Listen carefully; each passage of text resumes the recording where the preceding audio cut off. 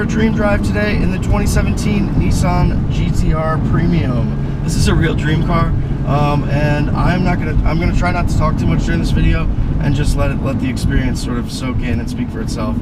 This car is unbelievably awesome, unbelievably great. Holy cow!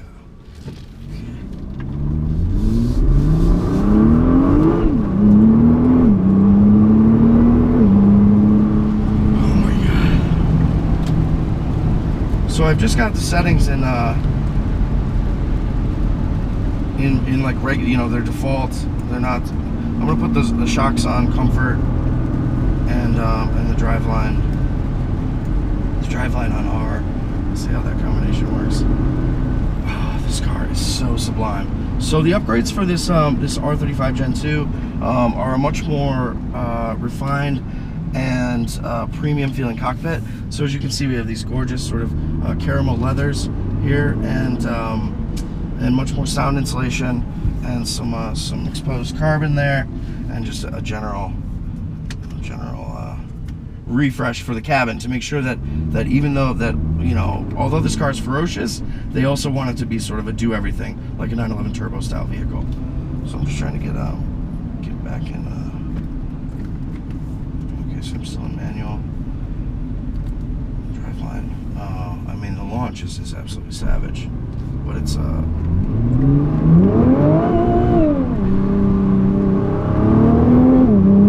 the in-gear power is unlike anything you've ever felt before. I mean, it's absolutely astounding.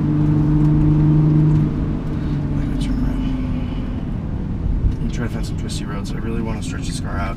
I'm trying to leave the transmission in full automatic, but it is tempting to use these giant sort of magnesium look, and perhaps magnesium paddle shifters.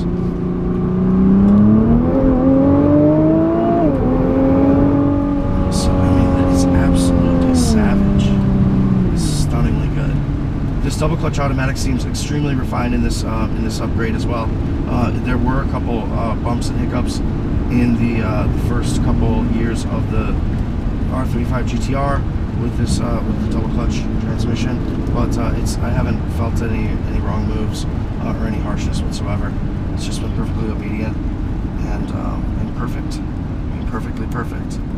So we'll just go back into. I guess we can go full R core mode.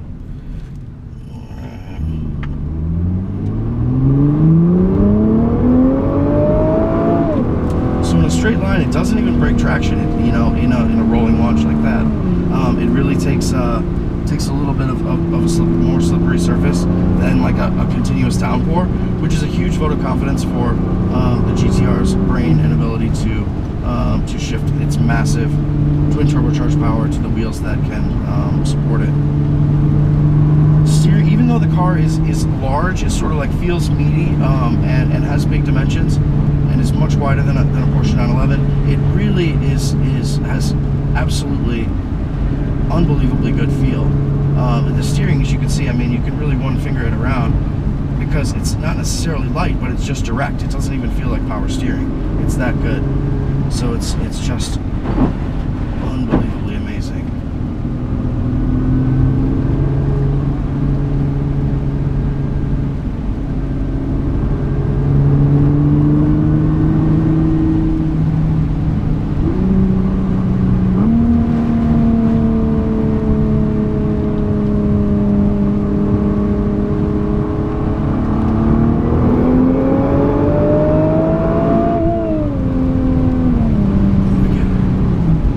Brakes obviously very, very confidence inspiring as well. Mandatory when you have a vehicle that can do 0 to 60 in about 3 seconds.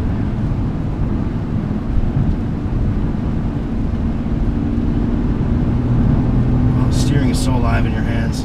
You even get feel from the throttle pedal. It's just an unbelievable machine.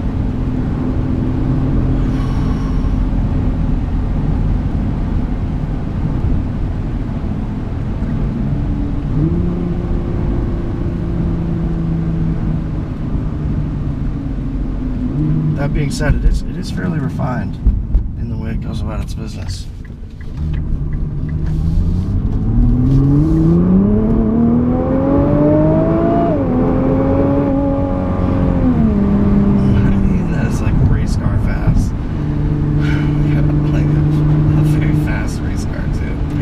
GTR could go on track and beat most race classes of vehicle, just in its stock way. But that was really an annoying, just an easy operator error. So just toggling back and forth, and the gear column toggles between A and M, as you see in the display gear cluster. So, but this car is all about the tap. And all about the digital speedo, because the actual speedometer, I mean, it's like at 60 miles an hour, it's still pointed straight down. I mean, you really have to be going a lot faster, like 100 or so, to have it be showing. To have it be showing where, the normal like 60 miles an hour point for other vehicles.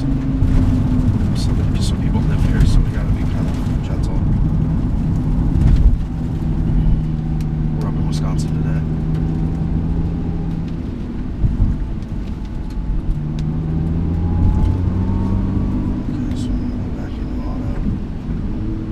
I've never driven on this road, so I can't be too cavalier about it. But that twisty roadside ahead is always a good indication of a good drive. We'll wind our way back this way too. So brake, I mean, obviously we feel like we have unstickable grip, even on a gravel-covered,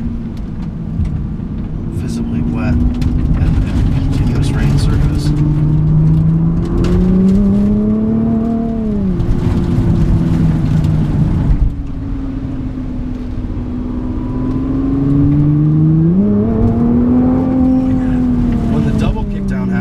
That's when you really need to like brace yourself, because it gives the turbos just that much time to boost to their max settings, and by the time it hits that second downshift, I mean, the car is absolutely stratospheric.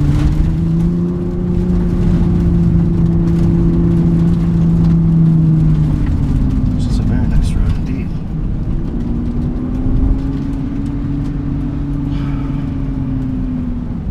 So nice that I'm gonna do it twice.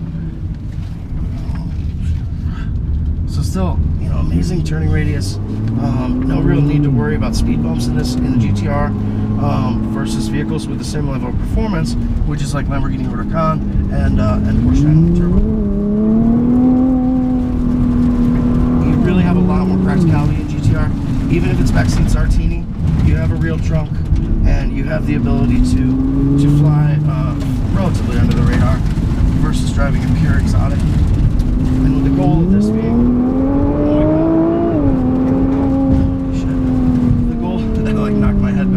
the goal of GTR being a daily drivability, but also like absolutely incredible power, performance, handling, and lap time potential.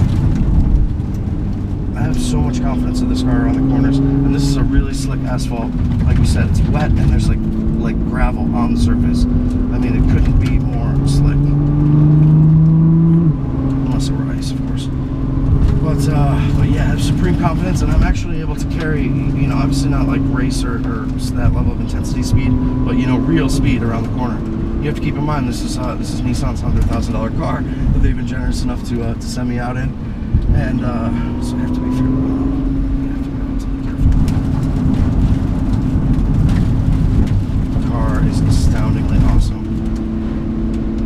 I mean, I loved GTR before I even drove it, and then when I drove it, I didn't think that the love could ever be this powerful between one man and one car, but it really is.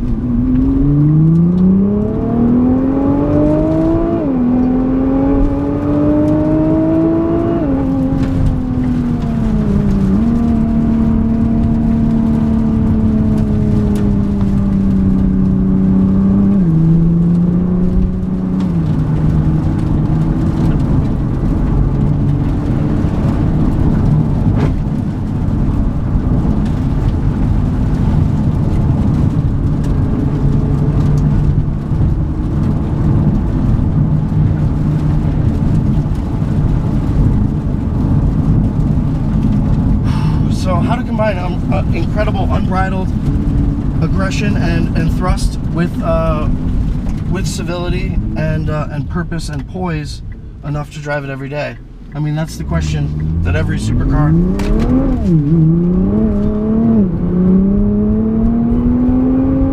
of course tries to solve for, or they're the equation, but very few of them achieve it. Whereas GTR is honestly, you could drive this car every day and be an extremely happy individual. I know I would be. We're gonna stop and take some pictures of this this absolutely magnificent machine, and hope you enjoyed the drive video. Check carrevsdaily.com in the next couple weeks for a full write-up. Thanks for watching.